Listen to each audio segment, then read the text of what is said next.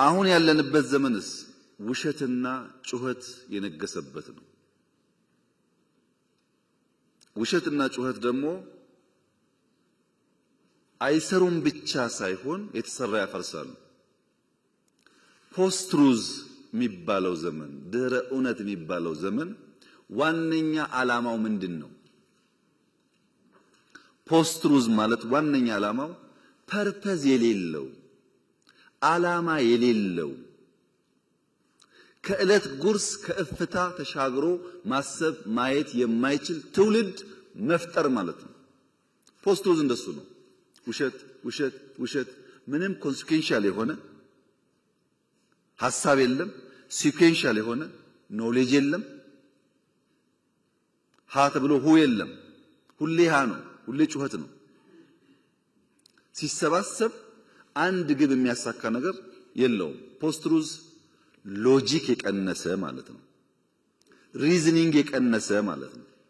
ፋክት የቀነሰ ማለት ነው። ኢሞሽንን ከፍ ያደረገ ማለት ነው። ምን ብናገር ነው ሞቅ ሞቅ የሚለው? በፖስት ትሩዝ ዓለም ውስጥ ኢሞሽን በገነነበት ፋክት በቀነሰበት ዓለም ውስጥ መምህራን እንኳን የፋክት ጉዳይ የሚገዳቸው ሆኖ ካልቆሙ ነገር ይበላሻል። ዕውቀት ምንድነው? ዕውቀት የሚባለው ዳታ ኮሌክሽን የሚባለው ጉዳይ አንደኛው ካለፈው መማር አለብን። ለምሳሌ ፖለቲከኞች ኦኬ ኃይለ ሥላሴ እንዴት ወደቁ? ደርግ እንዴት አድርጎ ነው የጣላቸው? ምን ችግር ነበረበት? ደርግ ንጉሱን ሲጥል ምንድነው ያበላሸው ነገር? እሺ ኢህአዴግ የሚባለውስ እንዴት መጥቶ ደርግን ያሸነፈው? ከዛ ያሁኑስ እንዴት መጣ? እቺን እንኳን ለመማር ዝግጁ ካልሆኑ ደርግ ያደረገው ለመድገም ኢህአዴግ ያደረገው ለመድገም እኛ ያደረግነው ለመድገም ከሆነ እንዴት ይሆናል? ከታሪክ መማር ማለት ትናንት ያለፈውን ነገር በወጉ ባያስ ሳይሆኑ ጀጅመንታል ሳይሆኑ መፈተሽ ማለት ነው። ለምሳሌ ትናንት ቤተ መንግስት ጎብኝታችኋል። እኔ እዚህ ቢሮ ስመጣ ያኛውን ቤተ መንግስት ተውት፣ ይሄ ያለውበት ቦታ ምነግራችሁ 100% እውነት ነው። ከዚህ ወጣችሁ 5 ደቂቃ ወክ ብታረጉ ሽንት ቤት የምታገኙት ልክ እንደ ከተማ ውስጥ እንዳለ ቆሻሻ ቦታ እንደዛው መሄድ አትችሉም። በጣም የቆሸሸ በጣም የሚያስጠላ ግቢ ነው።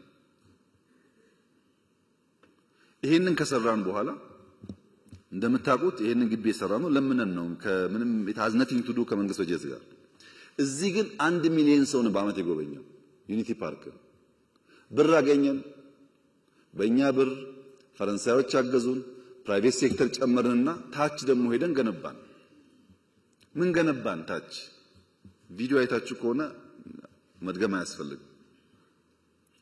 ሰው የጠላት ገንዘብ እንኳን ቢሆን እንደዛ አድርጎ አይጥልም።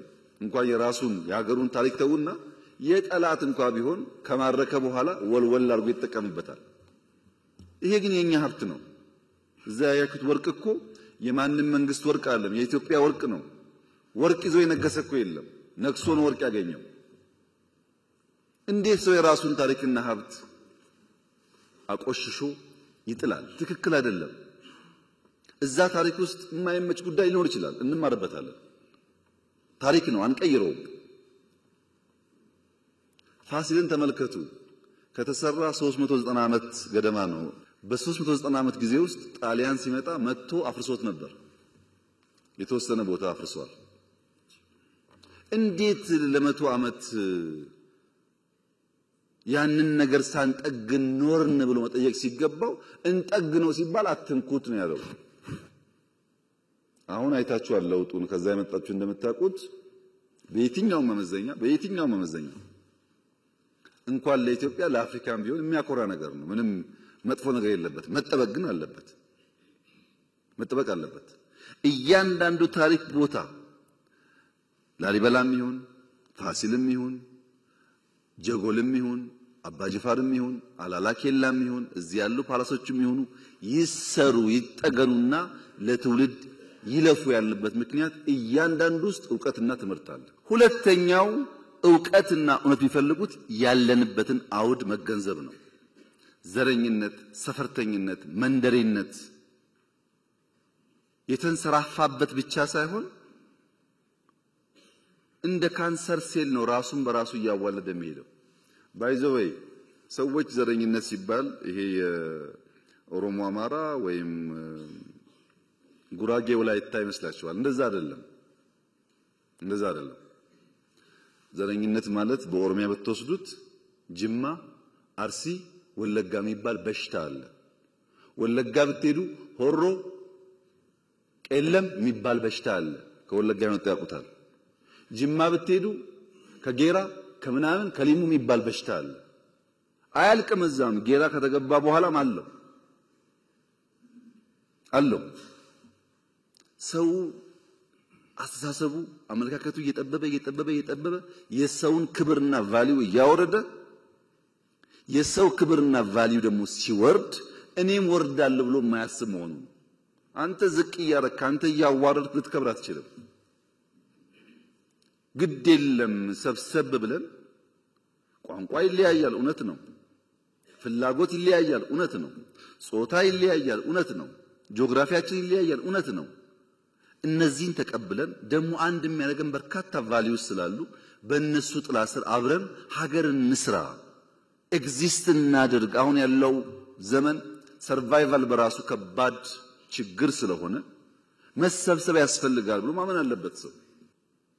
ሶስተኛው ጉዳይ ግን ታሪክን ማወቅ አሁን ያለውን ችግር መገንዘብ ብቻ ሳይሆን መጪውን ዘመንም በተወሰነ ደረጃ መገንዘብና ለዛ መዘጋጀት ያስፈልጋል።